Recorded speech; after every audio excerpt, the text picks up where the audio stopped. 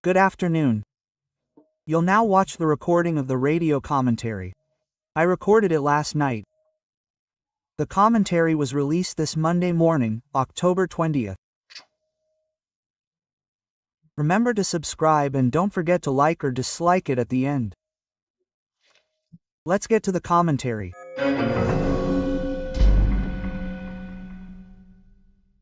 Good morning. Did you hear that the Speaker of the House is hiring the Getulio Vargas Foundation to clean up the House's image? And we, the taxpayers, will be paying almost $5 million for this. Folks, it was so easy to have a good image in the House. All it took was for Hugo Motta to be truthful the day he brandished the Constitution, imitating Dr. Uli's gesture on October 5, 1988. And everyone believed he would uphold the Constitution, which he swore to uphold, right? And defend it too, because after all, as a representative, he is the president of, a chamber that oversees the government. The government includes the executive, legislative, and judiciary branches. And if any point in the government isn't complying with the Constitution, it's up to the Chamber of Deputies and the Senate, right, to report it, and all this mess, right? For example, it's been over a month since the amnesty bill was urgently approved.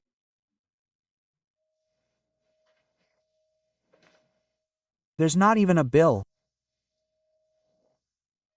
I saw a very interesting bill. I'll tell you about that bill later. I want to read it carefully to see if it's plausible. Well, yeah, interesting. The foundation says it's to map the bottlenecks. There's a bottleneck for a Chivas whiskey that had a photo of the Speaker of the Chamber drinking from the bottleneck. And to set up repair shops, I don't know if it's to repair the Chamber's cars.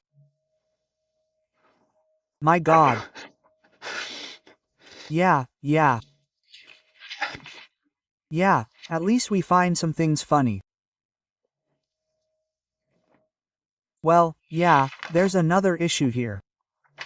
Barroso left, right? Look how beautifully he ended his 12 years on the Supreme Court, voting in favor of abortion.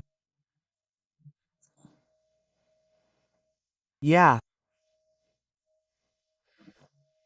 Article 5 of the Constitution, which is a constitutional clause, begins with the right to life. It's a life.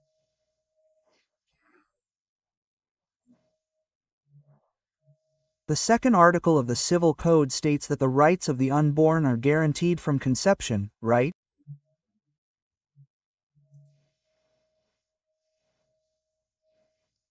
Well, so Jose came out coherent. He's always been this progressive, right, which is to undermine the values of the majority of Brazilian society and pretend that the Constitution doesn't exist, that the law doesn't exist. And he left sad, right? He left with his head down. It was a way out. I've been calling him a deserter, right? Because he left suddenly. Folks, I spoke to you the day before the peace agreement in the Gaza Strip, and on the day of the agreement, after the agreement, I said, I don't believe this agreement will work because Ramos is involved. If Ramos is involved in the agreement, you can't participate. Because yesterday, Ramos killed 2 Israeli soldiers and wounded 3. Then Israel reacted. And before that, Ramos gathered Palestinians from other factions, forced them to their knees in the public square, and executed them. He's been carrying out executions. Whoever defends Ramos defends this, right? These radicals who kill their own people to impose order, to be obeyed. They've always done this. The peace agreement itself was made with Yasser Arafat's Palestine Liberation Organization. And with that, the Palestinian Authority was created, which even has an ambassador in Brazil. But then when Ramez emerged, he imposed a dictatorship supported by whom? Iran. Iran established enclaves there in Israel. Well, and to conclude, I wanted to talk about a crime here in Brasilia. Shocked the city. It was right in the middle of the Plano Piloto pilot plan, on Highway 112, when a young military school student, Isaac Vilhena, 16, was killed. He was playing soccer with his friends in the street party when a group of 6 or 7 teenagers came stealing cell phones.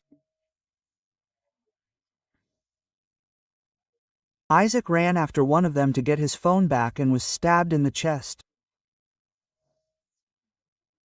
Can you imagine Isaac's mother and brother coming down from the apartment to see their son dead in a pool of blood? His father is a doctor in the Brazilian army. Well, it shocked a serious country. In a serious country, a minor who commits an adult crime is treated as an adult, is tried as an adult. Because the crime he committed is an adult crime. Here, they made these nice laws that didn't work. He used a knife. I don't know if they'll launch an anti-knife campaign or something like that, right? And as I've been saying here, the weapon in your hand is only a secondary weapon. What kills you is